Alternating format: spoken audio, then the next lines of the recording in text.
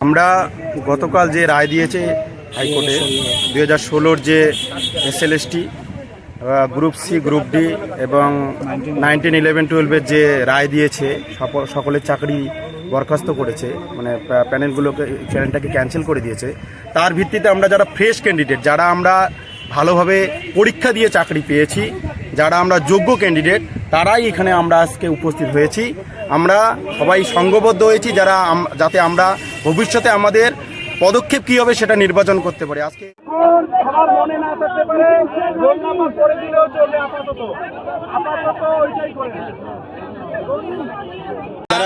CBI যে report দিয়েছে সেই রিপোর্টে কারা কারা দুর্নীতি করেছে তাদের নাম স্পষ্টভাবে দেওয়া আছে, তাদের ওএমআর দেওয়া আছে, তার সাথে আমাদেরও ওএমআর দেওয়া আছে, যেখানে সবকিছু দেখা যাচ্ছে। আমাদের ওএমআর থেকে শুরু করে একাডেমিক নাম্বার এবং ভাইবার নাম্বার সবকিছু প্যানেলে স্প্লিট করে দেওয়া আছে, 3টা ভাগে ভাগ করে। ঠিক আছে, সবকিছু দেওয়ার পরেও, সবকিছু করার পরেও আমাদেরকে আজকে এই ধরনের একটা রায় দেওয়া হলো, যেখানে আমাদেরকে সবাইকে মানসিক এবং সামাজিকভাবে হেনস্থ হতে হচ্ছে।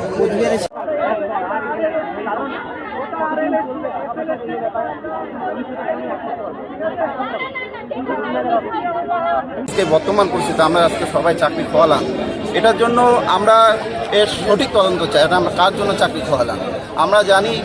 এসএসসি আর সিবিআই মিলে ওনারা কারা যোগ্য কারা যোগ্য না সেটা রিপোর্ট বের করেছিল। সেই রিপোর্ট আমার কাছে আছে, আপনাদেরকে আমি দিচ্ছি। আমাদের 9-10-এ টোটাল রিক্রুটমেন্ট হয়েছে 11,000-এর মতো, তার মধ্যে টোটাল অযোগ্য ক্যান্ডিডেট 912 জন। তা আমরা 952 জন। তা আমাদের কথা, যেহেতু অযোগ্য ওনারা রেকটিফাই করেছে যে এরা যোগ্য এরা অযোগ্য, তাহলে আমাদের কেন অযোগ্যদের তালিকায় ফেলা হলো? আমরা কেন আজকে আমাদের চাকরি থেকে বঞ্চিত হলাম? আমরা তাই এটা নিয়ে পরবর্তী পদক্ষেপ গ্রহণ করব। আমরা সুপ্রিম কোর্টে যাব।